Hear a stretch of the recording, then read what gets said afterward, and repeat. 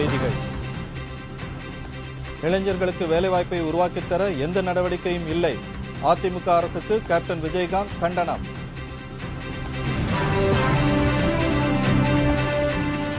கருப்பு பண விவகாரம், அஸ்ஸாம் கலவரம் எதிரொலி. நாடாளுமன்றத்தில் எதிர்க்கட்சிகள் கடும் அமளி.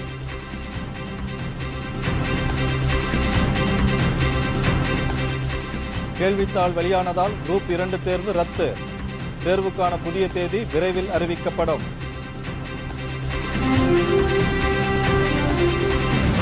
மக்களின் வறுமைக்கு அதிமுக அரசின் லஞ்ச ஊழலே காரணம். திருமதி பிரேமலதா விஜயகாந்த் குற்றச்சாட்டு.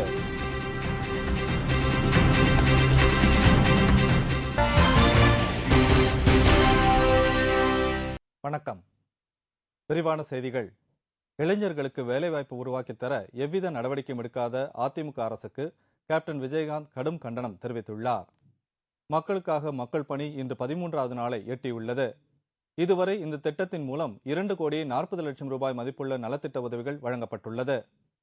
13ஆம் நாளான இன்று அரியலூரில் உள்ள காமராஜர் திடலில் நடைபெற்ற நிகழ்ச்சியில் கேப்டன் விஜயகாந்த் கலந்து கொண்டு துப்புரவு பணியாளர்களுக்கு 20 லட்சம் ரூபாய் மதிப்புள்ள பல்வேறு நலத்திட்ட உதவிகளை வழங்கினார். விழாவில் சிறப்புரையாற்றிய கேப்டன் விஜயகாந்த், அரியலூரில் சாலை வசதி மற்றும் சுகாதார வசதி இல்லாமல் மக்கள் பல்வேறு சிரமங்களை அனுபவித்து வருவதாக தெரிவித்தார். அரியலூர் மாவட்டத்தில் 10 சிமெண்ட் தொழிற்சாலைகள் இருந்தும் வேலை கிடைக்காமல் இளைஞர்கள் அல்லல் பட்டு வருவதாகவும் கேப்டன் தெரிவித்தார். என் கட்சி தொண்டர் ஒருத்தர் லால்குடி பஸ்ஸுக்கு நான் போகணும்னு சொல்லி இங்கே உட்காந்து அரியலூர் ஏறி உட்காந்து நல்ல தூக்கத்தில் இருந்து தூங்கிக்கிட்டே வந்தார்னு வைங்க. பஸ்ஸில் இந்த பையில் இருக்கிற செல்போன் ஜம்ப் ஆகி பக்கத்து பாக்கெட்டில் போய் அதே ஏன்னா அந்த அளவுக்கு ரொம்ப டங்கு டங்கு டங்கு இன்னமும் எல்லாம் கேட்டால் பணக்காரனா கிட்டத்தட்ட ஒரு 10 மில்லு இருக்கு அந்த பக்கம் லால்குடி வரைக்கும். சுமார் 10 மில்லுக்கு மேலே இருக்குன்னு சொல்கிறேன். அதாவது நான் மில்லுன்னு சொல்கிறது ஃபேக்ட்ரி, சிமெண்ட் ஃபேக்ட்ரி. பொதுவாக சிமெண்ட் மில்லும்பாங்க, ஒவ்வொரு ஊரில் ஒவ்வொரு விதமாக பேர். இப்போ எப்படி வயக்காட்டில் அறிக்கை களை எடுக்கிறதுக்கு ஒவ்வொரு ஊர்லேயும் ஒவ்வொரு விதமாக பேர் வச்சுருக்காங்க. அதே மாதிரி அறுக்கிற அருவாட்கள் ஒவ்வொன்றும் ஒவ்வொரு விதமாக இருக்கும். அதனால் நான் பொதுவாக என்ன இப்போ எங்கள் பக்கம்லாம் பார்த்தீங்கன்னா வயக்காடுக்கு தண்ணி அடிக்கும் கமலம் அடிக்கிறதும்பாங்க. சில ஊர் சென்னை இந்த பக்கமெல்லாம் பார்த்தா நினைவூர் சங்கீதத்தில் கோபி செட்டிப்பாளையம் ஈரோடெல்லாம் பார்த்தா ஏத்தமையா உனக்கு ரொம்ப ஏத்தமையா உனக்கு அப்படின்னு ஒரு பாடு. அதில் ஏறுவேன் தண்ணியை பிடிச்சி ஆடு மோந்து அப்படி. ஆக நாங்கள் அப்போ மாடை வச்சிருக்கோம். இப்படி வித்தியாசமாக இருக்கு. ஆகையினால தான் நான் மில்லுன்னு. ஆக 10 ஃபேக்ட்ரி இங்கே இருக்கு. ஆனால் அந்த ரோடில் வந்து செல்போன் தவி போகிறது. அந்த அளவுக்கு ஒரு மோசமான ரோடு இங்கேருந்து. ஆனால் 10 ஃபேக்ட்ரி இருக்கு. அரியலூர் மக்கள் யாருக்கும் வேலை கிடையாது. வெளியே போ, எல்லாம் கோயம்புத்தூர் போ, எல்லாம் திருப்பூர் போ, சென்னைக்கு போ. இங்கெல்லாம் இவங்களெல்லாம் விடலாமா கேட்டால் இவங்க சொல்லுவாங்க, தயவுசெய்து தாய்மார்களை கோச்சிக்கிறாங்க. ஆளுங்கட்சியாக இருக்கிறவங்க என்ன சொல்லுவாங்க, அண்ணா திராவிட முன்னேற்ற கழக தலைவி அம்மா நான் இருக்கிறேன் பயப்படாதீங்கன்னு சொல்லிவிட்டு எல்லாம் இங்குள்ள மக்களுக்கு யாருக்கு வழங்கும். அரியலூர் மாவட்டத்தை வறட்சி பகுதியாக அறிவித்து விவசாயிகளுக்கு 15,000 ரூபாய் நிதி உதவி வழங்க வேண்டும் என தெரிவித்த அவர், விவசாய குழந்தைகளின் படிப்பு செலவை அரசே ஏற்க வேண்டும் என்று வலியுறுத்தினார்.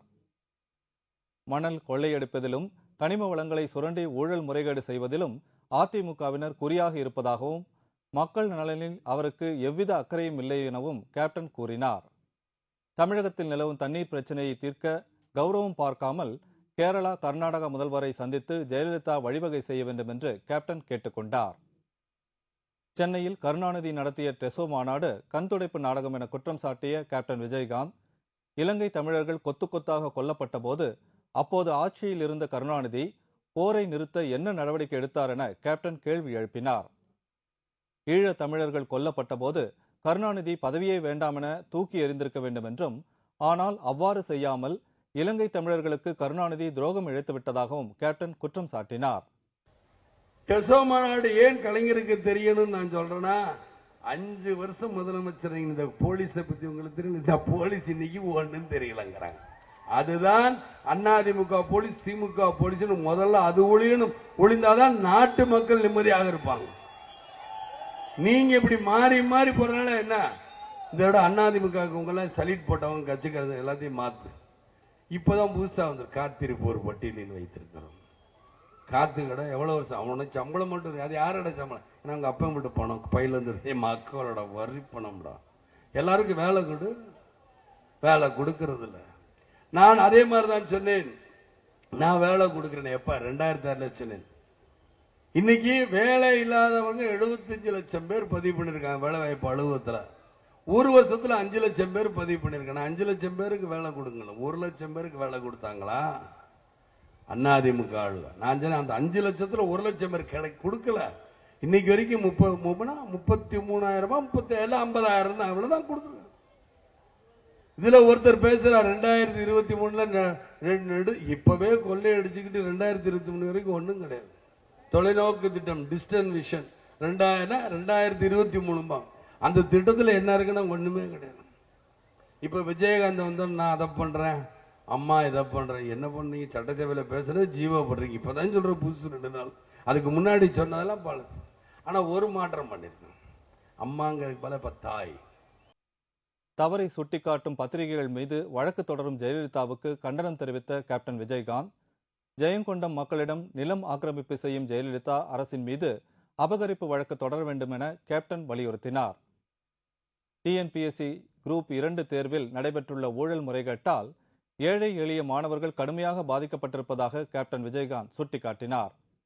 ஆதி திராவிடர் மாணவர்கள் பணத்தை எடுத்து அடிக்கிறாங்க. கொள்ளை யார் அடிச்சனா? தலைமை ஆசிரியர். என்னையும் ஆதி திராவிடர் உங்களுக்கு அக்கப்பூர் பண்ணாங்க. அவங்க படிக்கத்தானே படிக்காங்க. துப்புரவு தொழிலாளி அந்த பிள்ளைகளும் படிக்க முடியல. ஏன்? எல்லாமே உங்க நாடகம். அவங்களுக்கு கொடுக்கிற பணத்தை எடுத்து நாங்க அதை செய்யறோம் இதை செய்யறோன்னு எல்லாத்தையும் சட்டசபையிலும் பாராளுமன்றத்தில் சொல்லிடுவீங்க. ஆனா எதையும் செய்ய மாட்டேங்க. எல்லா ஏழை மக்களும் கஷ்டப்பட்டு இருக்காங்க. இப்ப சொல்றாரு மன்மோகன் சிங், இலவசம் கொடுக்குறது தப்பு, இலவசம் கொடுக்க கூடாதுன்னு சொல்லிவிட்டு அவர் 7,000 கோடிக்கு செல்போன் கொடுக்கிறாரு. என்னையா ஓட்டு? எல்லாம் ஓட்டு மக்கள். இந்த நிகழ்ச்சியில் திருமதி பிரேமலதா விஜயகாந்த், சிறப்பு விருந்தினர் தேமுதிக எம்எல்ஏ சிவக்கொழுந்து, மாவட்ட செயலாளர் ராமஜெயவேல் மற்றும் மாநில மாவட்ட நகர ஒன்றிய கிளை கழக நிர்வாகிகள், மகளிர் அணியினர் உட்பட ஏராளமான பொதுமக்கள் கலந்து கொண்டனர். சுதந்திர தின விழாவை சீர்குலைக்க தீவிரவாதிகள் சதித்திட்டம் தீட்டியுள்ளதாக வெளியாகியுள்ள தகவலை அடுத்து டெல்லி, சென்னை உட்பட நாடு முழுவதும் பலத்த பாதுகாப்பு ஏற்பாடுகள் செய்யப்பட்டுள்ளது. இந்தியாவின் 65வது சுதந்திர தினம் நாளை மறுநாள் கொண்டாடப்பட உள்ளது. பிரதமர் மன்மோகன் சிங் டெல்லி செங்கோட்டையில் தேசிய கொடியை ஏற்றி வைத்து நாட்டு மக்களுக்கு உரையாற்றுகிறார். மேலும் அந்தந்த மாநிலங்களில் முதல்வர்கள் சுதந்திர கொடி ஏற்றி வைத்து உரை நிகழ்த்த உள்ளனர். இந்த கொண்டாட்டங்களில் ஊடுருவி தாக்குதல்கள் நடத்த பாகிஸ்தான் தீவிரவாதிகள் திட்டமிட்டுள்ளதாக உளவுத்துறை எச்சரித்துள்ளது. தீவிரவாதிகள் அச்சுறுத்தல் அதிகமாக உள்ளதால் டெல்லி உள்ளிட்ட நாட்டின் முக்கிய நகரங்களில் வரலாறு காணாத பாதுகாப்பு ஏற்பாடுகள் செய்யப்பட்டுள்ளன. சென்னையில் சுதந்திர தின விழாவுக்கு 15,000 போலீசார் பாதுகாப்பு பணியில் ஈடுபடுத்தப்பட்டுள்ளனர். கடந்த 3 நாட்களாக கோட்டை கொத்தளத்தில் பாதுகாப்பு ஒத்திகை கோலாகலமாக நடைபெற்று வருகிறது. முப்படை வீரர்கள் ஒத்திகையில் பங்கேற்றனர். சுதந்திர தின கொண்டாட்டம் நடைபெறும் இடங்கள், வழிபாட்டு தலங்கள், பஸ் நிலையங்கள் உட்பட மக்கள் அதிகம் கூடும் இடங்களில் ஆயுதம் ஏந்திய போலீசார் நிறுத்தப்பட்டுள்ளனர். வினாத்தாள் வெளியான விவகாரம் தொடர்பாக குரூப் 2 தேர்வை ரத்து செய்வதாக தமிழ்நாடு அரசு பணியாளர் தேர்வாணையம் அறிவித்துள்ளது. சென்னையில் தேர்வாணைய உறுப்பினர்களுடன் டிஎன்பிஎஸ்சி தலைவர் நடராஜ் ஆலோசனை நடத்தினார். பின்னர் செய்தியாளர்களிடம் பேசிய அவர், ஈரோடு மற்றும் தருமபுரி ஆகிய மாவட்டங்களில் குரூப் 2 வினாத்தாள் வெளியானது உறுதி செய்யப்பட்டதாக குறிப்பிட்டுள்ளார். இதன் அடிப்படையில் தேர்வாணைய உறுப்பினர்கள் கூடி நடத்திய ஆலோசனையில் குரூப் 2 தேர்வை ரத்து செய்யப்பட்டுள்ளதாகவும் நடராஜ் தெரிவித்துள்ளார். மேலும் வினாத்தாள் வெளியான விவகாரத்தில் தொடர்புடைய அரசு அதிகாரிகள் மற்றும் தனிநபர்கள் மீது சட்டப்படி கடும் நடவடிக்கை எடுக்கப்படும் என்றும் அவர் குறிப்பிட்டுள்ளார். மேலும் ரத்து செய்யப்பட்ட தேர்வை மீண்டும் நடத்துவது குறித்து இன்னும் 10 நாட்களில் முடிவு செய்யப்படும் என்றும் அவர் தெரிவித்துள்ளார். மீண்டும் நடைபெறவுள்ள குரூப் 2 தேர்விற்காக தனியாக எந்த ஒரு கட்டணமும் செலுத்த தேவையில்லை என்று குறிப்பிட்ட நடராஜ், முன்னர் தேர்வு எழுதியவர்களே மீண்டும் அழைக்கப்படுவார்கள் என்றும் தெரிவித்தார். நகராட்சி ஆணையர், சார் பதிவாளர் உள்ளிட்ட 3631 பணியிடங்களை நிரப்ப நேற்று தமிழ்நாடு முழுவதும் குரூப் 2 தேர்வு நடைபெற்றது. இதில் 6 லட்சத்திற்கும் மேற்பட்டவர்கள் தேர்வு எழுதினார்கள். இந்நிலையில் ஈரோடு, நாமக்கல் மற்றும் கடலூர், திருவண்ணாமலை போன்ற இடங்களில் தேர்வுக்கு முன்னதாக வினாத்தாள் வெளியானதாக தேர்வு எழுதியவர்கள் புகார் தெரிவித்ததால் பெரும் பரபரப்பு ஏற்பட்டது. இது தொடர்பாக தேர்வு எழுதிய சுரேஷ்குமார் என்பவரிடம் விசாரணை நடத்தியதில் 3 லட்சம் ரூபாய் கொடுத்து வினாத்தாள் வாங்கியதாக போலீசாரிடம் தெரிவித்ததால், இதேபோல ஈரோட்டில் ஒரு பெண் கேள்வித்தாளை தேர்வுக்கு முன்னதாக வைத்திருந்ததாக தேர்வர்கள் புகார் கூறினர். இந்த நிலையில் வினாத்தாள் வெளியான விவகாரத்தில் திருவண்ணாமலை மாவட்டம் போந்தை அரசு பள்ளி ஆசிரியர்களான ரங்கராஜன், விவேகானந்தன் உட்பட 5 பேரை போலீசார் கைது செய்து விசாரித்து வருகின்றனர். மேலும் தமிழகத்தின் பல்வேறு மாவட்டங்களில் வினாத்தாள் வெளியானதாக தகவல் கிடைத்ததை அடுத்து அதிகாரிகள் தொடர்ந்து விசாரணை மேற்கொண்டு வருகின்றனர். அசாம் கலவரம் மற்றும் கருப்பு பண விவகாரத்தை எழுப்பி எதிர்க்கட்சிகள் அமளியில் ஈடுபட்டதால் நாடாளுமன்ற இரு அவைகளும் நாள் முழுவதும் ஒத்திவைக்கப்பட்டது. நாடாளுமன்றம் இன்று காலை தொடங்கியதும் எதிர்க்கட்சிகள் அமளியில் ஈடுபட்டன. மக்களவையில் அசாம் வன்முறையை தொடர்ந்து நடைபெற்ற மும்பை பேரணியில் கலவரம் ஏற்பட்டது குறித்து எதிர்க்கட்சிகள் அமளியில் ஈடுபட்டனர். இதனால் அவை நண்பகல் வரை ஒத்திவைக்கப்பட்டது. அவை மீண்டும் கூடியதும் எதிர்க்கட்சிகள் அதே பிரச்சனையை எழுப்பியதால் 2 மணி வரை அவை ஒத்திவைக்கப்பட்டது. இதேபோன்று கருப்பு பண விவகாரம் தொடர்பாக மாநிலங்களவையில் எதிர்க்கட்சிகள் கோஷம் மற்றும் கூச்சல் எழுப்பியதால் 2 மணி வரை அவை ஒத்திவைக்கப்பட்டது. 2 மணி வரை ஒத்திவைக்கப்பட்ட மக்களவை மீண்டும் கூடியபோது சபையில் அமளி தொடர்ந்து நிலவி வந்ததால் நாள் முழுவதும் ஒத்திவைக்கப்பட்டது. மக்களின் வறுமைக்கு அதிமுக அரசின் வரலாறு காணாத லஞ்ச ஊழலே காரணம் என திருமதி பிரேமலதா விஜயகாந்த் குற்றம் சாட்டினார். மக்களுக்காக மக்கள் பணி திட்டத்தின் மூலம் அரியலூரில் இன்று துப்புரவு பணியாளர்களுக்கு 20 லட்சம் ரூபாய் மதிப்பிலான நலத்திட்ட உதவிகளை கேப்டன் விஜயகாந்த் வழங்கினார். இந்த விழாவில் கலந்து கொண்டு பேசிய திருமதி பிரேமலதா விஜயகாந்த், ஏழையின் சிரிப்பில் இறைவனை காணலாம் என்பதில் கேப்டன் உறுதியாக இருப்பவர் என்று பெருமிதம் தெரிவித்தார். அரசியல் சாக்கடையை சுத்தம் செய்யும் பணியில் கேப்டனும் ஒரு துப்புரவு பணியாளர்தான் என்றும் திருமதி பிரேமலதா விஜயகாந்த் கூறினார். மக்கள் பணி செய்ய விடாமல் தடுப்பதற்கும் கழகத்தினர் சொந்த செலவில் வைக்கும் விளம்பர பேனர்களை அகற்றுவதற்கும் காரணமான அதிமுகவினருக்கு திருமதி பிரேமலதா கண்டனம் தெரிவித்தார். மக்களை நேரில் சந்தித்து சொந்த செலவில் கோடிக்கணக்கில் நலத்திட்ட உதவிகளை கேப்டன் வழங்குவது போல் சொந்த செலவில் ஜெயலலிதா வழங்க தயாரா என பிரேமலதா அறைகூவல் விடுத்தார். துப்புரவு பணியாளர்களை கேப்டன் என்றைக்குமே மதிக்குவார், என்றைக்குமே மதிப்பார் அவர்கள். ஏன்னா கேப்டன் ஒரு விஷயத்தை எப்பயுமே ரொம்ப உறுதியா இருப்பார். அது என்ன? ஏழையின் சிரிப்பில் தான் இறைவனை காண முடியும் என்பதில் என்றைக்குமே உறுதியாக இருக்கக்கூடியவர் நமது தலைவர் அவர்கள். சிந்தித்து பாருங்கள் மக்களே, இன்றைக்கு எப்படியோ கோடீஸ்வரர்களாக இருப்பவர்கள் எல்லாம் தங்கள் பிறந்த நாளை எதற்குமே பயனளிக்காத வகையில செய்து கொண்டிருக்கிறார்கள்.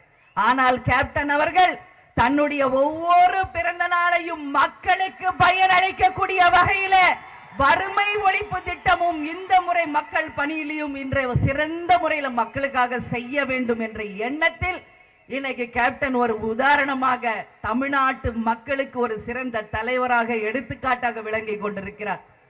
ஹெலிகாப்டரில் பறக்கும் ஜெயலலிதாவுக்கு மக்களின் வறுமையும் வேதனையும் தெரியாது என்று கூறிய பிரேமலதா, மக்களின் வறுமைக்கு அதிமுக அரசின் லஞ்ச ஊழலே காரணம் என குற்றம் சாட்டினார்.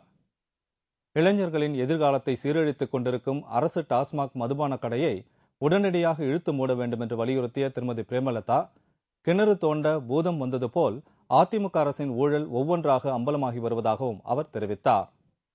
வறுமையே இல்லை என்ற நிலை உருவாக 2016ஆம் ஆண்டு சட்டமன்ற தேர்தலில் கேப்டனை தேர்ந்தெடுக்க வேண்டும் என்றும் திருமதி பிரேமலதா விஜயகாந்த் கேட்டுக்கொண்டார். துப்புரவு பணியாளர்களை கேப்டன் அவர்கள் மேடையிலே சரிசமமாக உட்கார வைத்து அழகு பார்த்திருக்கிறார் என்று நமது கழகத்தினர் சொல்லும் போது மனசுக்கு ரொம்ப சந்தோஷமா இருக்கு. இதுவரைக்கும் தமிழகத்தில் எத்தனையோ கட்சிகள் ஆட்சி செய்திருக்கிறது. ஆனாலும் துப்புரவு பணியாளர்களுக்கு இது போல ஒரு அங்கீகாரத்தை, இது போல ஒரு மரியாதையை எந்த கழகமும் இதுவரை செய்ததில்லை என்று சொல்லக்கூடிய அளவு இன்னைக்கு நமது கேப்டன்